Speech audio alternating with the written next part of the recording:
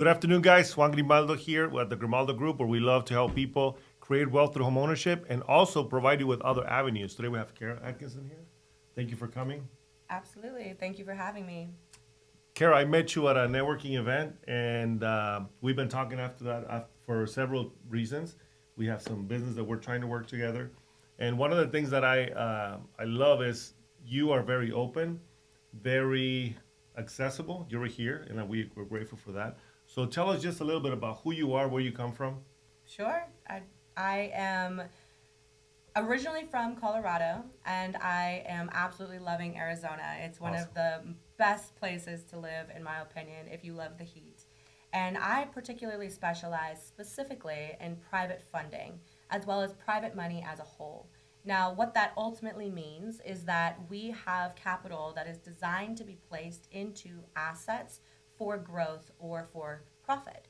And so, what that means is, in our world, I particularly specialize in real estate as an asset class or commercial investment grade.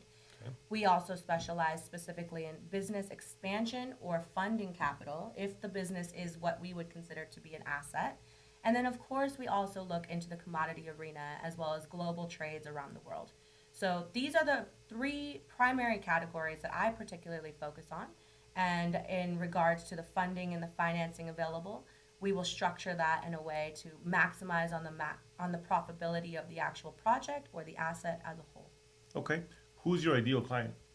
An ideal client for me is someone with a track record of success. Okay. So this is someone who has not only a brilliant idea, an underlying asset, but they also have a formula to attain the goal that they ultimately have in mind, Okay. and they can show me they've done it before. Got it. Now, whether that is a small deal that they've fixed and flipped a few times before, or if this is a huge, large subdevelopment, or if we're designing entire cities, Oh, wow. we just want to identify That far, huh? that you have done this in the past and that you've been successful. Got it. So you have a track record. You have experience. You're not just a newbie, right? Trying to Now, get money from Kara to you know, see if it works. We believe in the newbies. Everyone was a newbie at 100%. one point. I was a newbie at one point. Definitely. I still consider myself a learning and a student of finance, of real estate, of projects.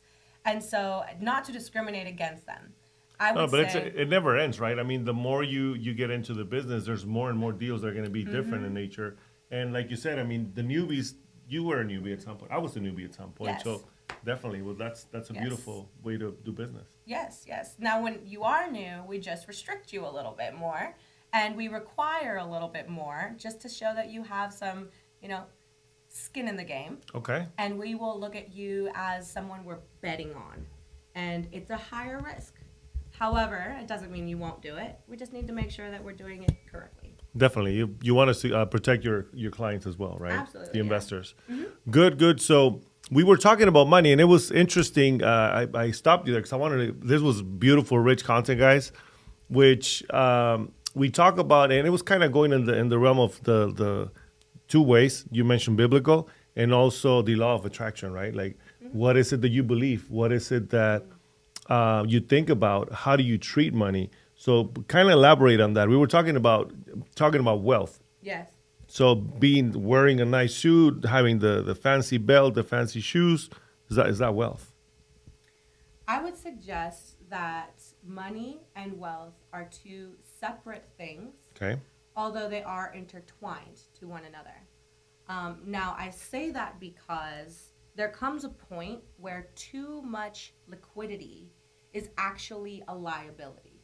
So, too much money in terms of spendable cash can Temptation. ultimately become a liability, not only for temptation reasons, but for taxation reasons, for insurable reasons, Inflation? for inflation purposes. It means that it's lacking in its actual purpose. So, all capital of all form is energy. 100%. And if that energy becomes stagnant, it is no longer obtaining its maximum value. And if we're not maximizing on the value of money, then by definition, we are not wealthy. You know what? We actually had a seminar and we talked. It's about building wealth through homeownership and through investing in real estate. And that was one of the things. My father was a farmer, so I talk about the analogy of, you know what, if I give you a cob of corn and you put it away, what happens? Well, then it's gone. right? Yeah. It's going to go bad. So, but if you take those seeds and plant them, you're going to have a nice crop, right? But so right. a lot of people don't think that way. They put their money away because we think of scarcity. So by planning, and money is the same way. Like you said, you can't hold it. You got to spread it, multiply it, and continue to grow it. Wouldn't you Yes. agree? I 100% agree. And what I see happening a lot is people will look at their money as something that is going to get them an item, or it's going to get them a home, or it's going to get them clothes, and it's going to get them food, and they spend money. And we've been conditioned to only do two things: either make money, spend money, or save money. Really, three things. Now, what I would say is that's on purpose. That most all people, regardless of religion, of culture, of age, of background, we're taught that you can make money, you can spend money, and you can save money. But we're not taught how to use money, or how to leverage money, or how to multiply money. Wow. And to do it in a way that's going to produce harvest for generations and generations. Exactly. And what's interesting is it only takes one person To change that. forever. Wow. How do you see America when it comes to that? Because we were having a conversation about that. When it comes to what is our mindset? Because one of the things that I hear a lot is like the top 5%, the top 1%, the top, 2, 3%. What are your thoughts on that? Why do you think that is? I have my theory, but what do you think? Why we categorize people? Like or- people, especially like they say, well, the rich people, the rich get richer. And I know the answer, but again, that's my answer. I want to hear your thoughts on that because most people think that they're evil, they're bad. It's just most people aren't willing to do the uncomfortable. Wouldn't you agree? I would say they lack discipline. And it is very tempting to go off and buy the things that you've always wanted as Right. soon as you have an opportunity to. Right. But when it comes to the rich getting richer or the poor getting poorer, I believe that there's a lot of reasons included in that, but primarily it has to do with their belief system around money Yep. and how to use money. And is money to be spent and saved, or is money to be multiplied and invested? And whatever is the core foundation of that is what will produce their harvests. True. And oftentimes people who are at the higher levels of society, which by the way, the top 1% is not that rich. You do not have to make that much money to actually be there. I believe, and quote me, you don't, Google this, $400,000 a year. Yep. Oh my gosh. Like, some people pay more than that in taxes. Yep. And this is the top, right? So I would like people to open their mind and realizing that that's not the top. It isn't. That's not. What do you think is stopping people from getting there? There's two things, primarily. Number one is their conditioned programming. What they've been taught to believe is true. And then number two is fear to change that programming. And that could be because they don't feel like they're good enough. That's a big problem with a lot of people when it Right. comes to money. Even if they get money, they'll give it away, or they'll spend it away, or they'll lose it in a lawsuit, or something will happen. Or they don't think they're smart enough. They don't think that they believe that money is evil, or they have some kind of underlying belief system that prevents them from obtaining the abundance that they're naturally designed to have. Because we were designed to thrive and not just survive, and Right. and I feel like that's where we mindset is huge, right? If and that's what we try to teach here or talk about. It's what you believe. Whatever you believe is going to happen in your life. So surrounding yourself with those people that have done it or that are doing a business or in life better than you, it's always good to go to them because you become the 5 people you hang out with. Right. So if you're hanging out with the wrong crowd, you're obviously going to get those results. So if you want to be like the rich, where do they hang out? What do they do? What are their habits, right? So we were talking also about the industry you're in. I'm going to kind of shift gears a little bit so I can talk about where you come from. So you're from Colorado, and it was fascinating because you spoke Spanish, and I'm like, what? So your father is from? Mexico. And Michoacán. ¿Y tu mamá? Aquí, de Arizona. Is she German descent or something? Oh, yes. Yeah. German and French. That's awesome. I'm a mutt. Yeah, we It's all are. fine. I think we all are. Yeah, but that's awesome. So, what was it like growing up? I mean, tell me more about your story. Where do you come from, Colorado? But is that where you were born, raised? Born and raised, yeah. Okay. Yeah, actually, growing up was interesting because when I look back on it, I think God always has a plan for everyone's Amen. lives. But it may not be clear in the moment, right? 100%. It's So- getting clearer by the day. That's it. Yeah. That's it. Especially these days. Right. So when I was born, I was raised by a single mom as an only child. Okay. And my mom was a child of a very successful father. Okay. So my grandfather is one of the top rocket science engineers No way. of the world. He worked on multiple high-level secret projects That's awesome. that I actually didn't know about until his funeral, which was when they were starting to announce from multiple different areas of the military as well as different Lockheed Martins, etc., and the projects and accomplishments he had No done. way. That's so cool. So he was not wealthy to begin, but he ended up very well off. And so there was the aspect of my mom's family, which was very successful. They had multiple different financial wins, but no one talked about it. No, it's kind of Nobody- your mom's Hispanic, right? So she's white. okay. My dad is Hispanic. Okay. So my mom's side didn't talk about it. Wow. We didn't know how it happened. We just knew it happened at some point. That's crazy. And then my dad is an immigrant. No papers, not legal. He fell in love with my mom, you know? That's awesome. And so there's the complete opposite end. Right. But more or less, when I grew up, I actually got the opportunity, myself, my personal circumstances, where we were extremely poor. Okay. We were on, food stamps, government housing, you name it. I was exposed to that. And so there was a part of me that could not bridge the gap between this part of the family that's so rich and then me who doesn't have shoes, Right. right? And so what happened, I think, is that I had this overarching desire to figure out what the difference was. Right. So to me, in my child mind, it was clear that it was obviously money. Right. They had some of it and we didn't, so that was the difference. Definitely. And it has been a area that I've studied as a result of that. And so now that I look at it from the perspective I'm on, I actually can speak to why cycles of poverty continue in comparison to why they don't, because I went through the transition myself in being able to identify, the belief systems that I was brought up in comparison to the belief systems that were required for the world I wanted to live in. Right. And how do we overcome them and reprogram ourselves to ultimately not only match where we're heading, but be able to create in a way that not just brings you, but can bring all those around you at the same time. You know what? That's powerful because we truly make a difference in the people that are around us because they'll see what we're doing and they're going to say, well, if Kara did it, if she came from that, I can do it, right? Yeah. So a lot of times, and you were mentioning that you guys didn't talk about money or they didn't talk to you about money, which I think is super important because it gives you perspective as to what's possible.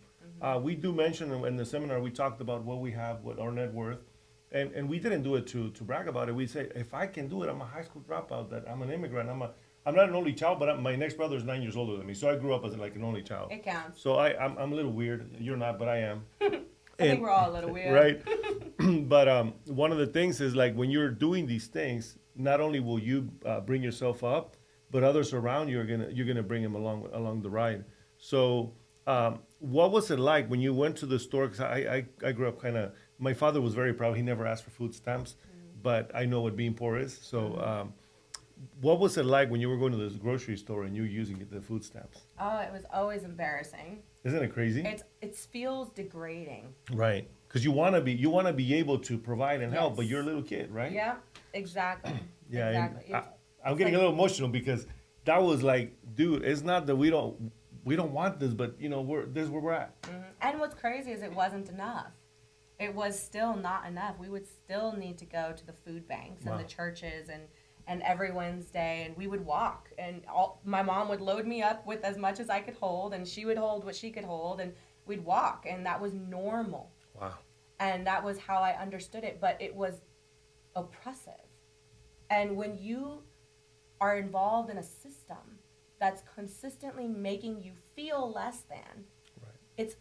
it's almost impossible to rise. Exactly. You don't not do you it's not a matter of desire. I think we all desire to live a good life. 100%. I've never met someone that said, "Oh, I I want to to live be." that. Yeah, I don't care if they do say it; they're lying. You Yeah, know? yeah. No. It's not natural. We're naturally designed. We are like a cork, right, in a bottle of water, and we hold ourselves down with all these burdens and all these feelings of insignificance and all these feelings of less than and all these feelings of fear or anxiety, whatever those human nature things are. But if we would let them go, it automatically rises. 100%. But Right. how do you bridge that when a child is being brought into a position where they're being made fun of in school Right. and they feel less than at home? And what condition does that usually breed? Right. Not abundance. Insecurity and you feel out of place. You feel like you're not worthy, right? Exactly. So now, from what I've seen, and this is just my personal experience with meeting high successful people and just people like you that succeed at a high level in life, what I've noticed is most of them came from this. You know, that and many successful, many wealthy people that have had kids and were intentional with them when it comes to wealth, teaching them the path, are doing well. But they say that the millionaire or the generation is going to be just maybe passed down one time, and then they're going to lose everything because of the lack of information or education when it comes to, I made it this far because of this, but we want to take and give our kids everything that we didn't have, which now in exchange, they don't even know what the struggle was like. That's it. So for us that we went through all this, and I was blessed. My father, we had a house, we had food. We weren't rich, but we weren't poor. And I grew up in a very poor neighborhood. And my father, since he came to the States, he had a nice house. You know, we were the nicest house in the block. And my friends were poor. And that's who I hung out with. That's what I knew. And that's who I felt like. But then they sent me to a private school, which kind of gave me perspective in a different realm. And that kind of opened up my eyes, you know. But how did that, growing up like that, when did you saw the shift in your mindset? When did you say, you know what? Enough is enough. This is what I'm going to do. This is the life I want and not the life that I grew up with. When did I see the shift? You know, I would say... Was it gradual? It was probably, to be honest with you, my youngest memory was about getting rich. Like, Let's go. I don't remember a time it wasn't on my mind. Like, I was the same way. I had little hustles. Let me tell you, I had the craziest hustles. I sold everything. Cookies. I used to sell my neighbors their rocks back from their yard. No way. I would pick A flowers. pet rock? I did pet rocks, No and I would way. paint them, and I named them. I think I might be the founder of the stress rock. Like, No that way. could have been me. I can't coin it, but it's possible. Right. I mean, I got paid for doing people's homework as I got older. That's I used crazy. to do all kinds of things to make money, but it goes to your point of there's just something that's there. Yep. And I don't know what point it is. I don't know where I was or if it was at the grocery store in the grocery cart or if I was older, but I just know that I've always wanted to, I knew that it had to come from me. Right. I knew that it wasn't going to come from out here and that if it was going to happen, I had to figure it out. And I just... You mean winning the lottery was not part of that? wasn't, I mean, it'd be great. You know what? And that's one of the things that most people talk about. You know, if I win the lottery, well, you can actually win the lottery if you are dedicated and work hard enough. And I can relate to you because when I was 15, 16, I was selling sandals. Yeah. I was wholesaling. My mom, when I was maybe 10, 12, she had a little table outside in Mexico because people do walk on the streets. And I used to sell candy and all kinds of pepinos and mangoes and what chilito. I used to take the free food that we would get. No way. And I would package it up and I'd sell it for $5 gift bags. I mean, I would just get creative. But that's it. It's that creativity. And that's, so many people get stuck on this path of like, oh, it's XYZ and that's what I'm going to do. And that's why they get stuck. But people who are coming from a background like ours or a somewhat version of it, we were forced into being creative. Definitely. We had to draw from a portion of us that wasn't necessarily laid out. And we had to figure it out ourselves. And that is something that gets lost generationally when wealth is something that's provided. Yeah, because they don't know how to create anything because they don't need to. And when they are met with this reality where they have to. And I tell my kids, you know, what if I die? What are you going to do? You know what? So it's good that they understand and that they can provide for themselves because Yeah. it's true. It can happen, right? Yeah. So, how do you have any kids? Not yet, right? Not yet, yeah. Okay. So, will you have kids at some point? God willing. And when you have kids, what is it going to look like? Will you also be the same way like your mom? You know, we got to work hard, No, you know, loving, caring. I've Which I think actually that's- thought a lot about this. Talk to me. I've thought a lot about this because me being the person I am, I have plans for a lot of things. But I also am very inspired by some great mentors. And some of the things that I've studied over the decades is that there are the 3-generation gap, Okay. which says that the most likely millionaire was the most impoverished child. Right. Most likely. 80% of millionaires today are first-time generations. Yep. Now, the second generation is a 50-50. There's a very strong chance that they might go down the route of drugs, sex, violence, etc. But there's also a really good chance that they might be successful. But by your third generation, you have a very low probability of any of that money passing down, Right. unless it gets passed down from the one generation above. Mm-hmm. So rather set than it up. yes, so as the one that's bringing in the next generation, instead of focusing on everyone, you must instill the values into that next one, but in a different way, not in the same way, because I'm the one that was brought into the life the way I was. I had lack in terms of money. My kids won't have that. So to replace the feeling is going to be the alternative of lack is abundance. Right. Both are powerful. But when you're in lack, wanting abundance is intrinsic, it's natural. But when you're in abundance, wanting abundance is neutral. You have no need. Yeah. So the goal for me is to help my children expand abundance from a mindset of responsibility. My job is to bring it in. My journey is to attract it, to earn it, to gain it, to multiply it. Their job is to grow it. Okay. I And like that. they must understand that what I came from shall never come again. So some of those things are not necessary for them to learn, like struggle, in the same way. Yeah, they don't have to. I mean, you already worked hard enough for them to have a nice life. Mm-hmm. However, They must learn accomplishment. exactly. They have to learn earning. So although, yes, they'll have finances, there's a really great route that I was introduced to that I think is pretty cool. And Let's this go, is let's coming from a person who doesn't have kids yet. So, Right. you know, it's not tried and tested by me. But what they do is they have a family fund. Okay. And kids who want to, let's say they want this really cool motorcycle and they've got to have it. Instead of just buying things for kids, by doing that, you're teaching them money is to be spent. Instead, you give them a way to earn it. And you activate those creative senses inside that they naturally have. So that way they're coming up with thoughts of, okay, well, I can do this and I can do that. And it needs to be outside of your daily chores. I mean, that's your chores have to given- be, yeah. Our basics must be met regardless. But we're talking about abundance, right? This Right. cool car. So how can you earn this? And come from the mindset of earning something. And let them come up with ideas. And then I like that. match them. Match them in their efforts. Match them in their ideas. If I have a child that says, I want this toy, Mom, and I'm willing to do X, Y, and Z, then I say, okay, well, then I'm willing to do X, Y, and Z. And then start negotiating. It's a deal. And now we got a deal. Awesome. And you teach a child how to earn, negotiate, and get deals. It's powerful. Very powerful.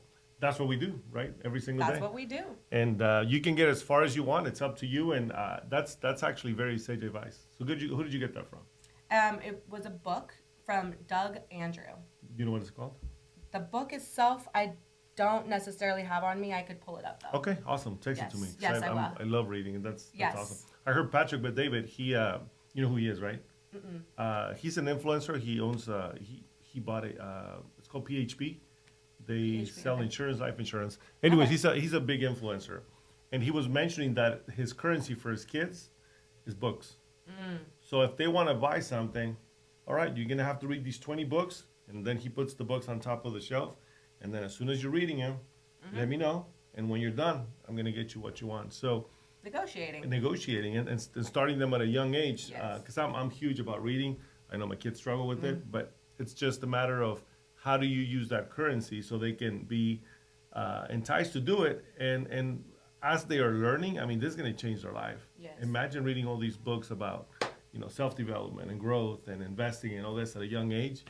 That's super powerful, I think. Not only that, but nerd fact, did you know that when you read, you're actually creating neural pathways within your brain? And the firing and wiring of your brain synapses is what ultimately opens up the ability to be more creative. It's so powerful that when you said that, I was actually I acquired a property, and I think I mentioned the story to you. There was a property that I wanted to get, and at this point, I already started reading this book called Millionaire Real Estate Investor by Gary Keller, and before that, I had already acquired some property, but it was just I wanted to buy it. I'll figure out a way to get it, and I was getting him. So, anyways, long story short, I'm struggling, and how am I going to get this property?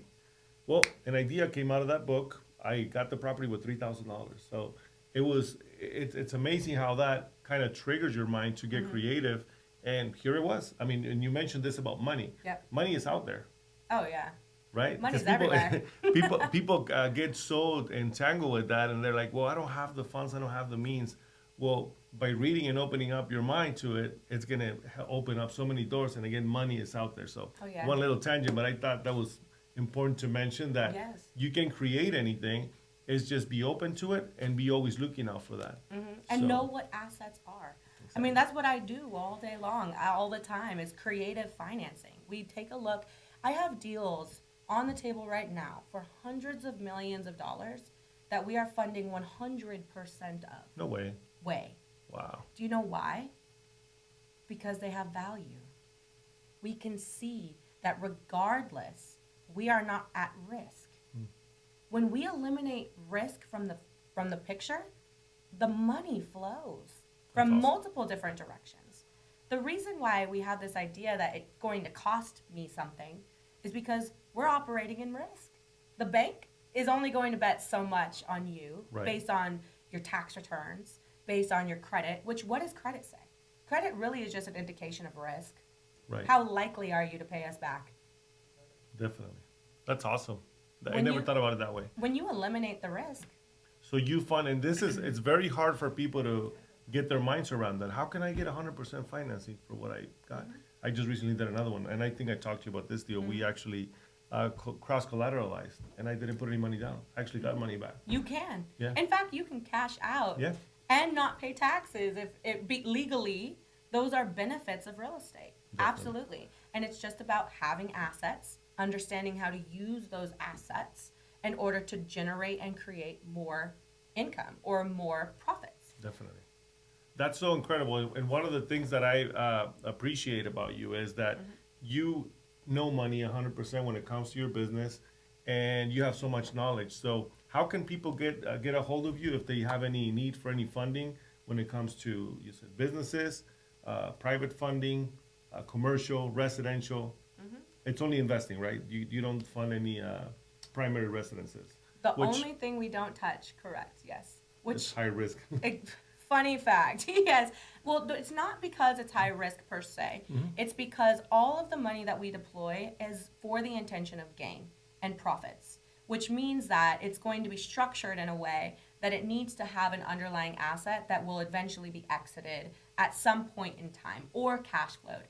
Your primary residence doesn't serve that purpose. Nope. The primary residence is for long term, it's for consistency, it's wherever you choose to live. We don't want to ever risk that. Gotcha. So we eliminate the risk factor, which is why we don't touch those.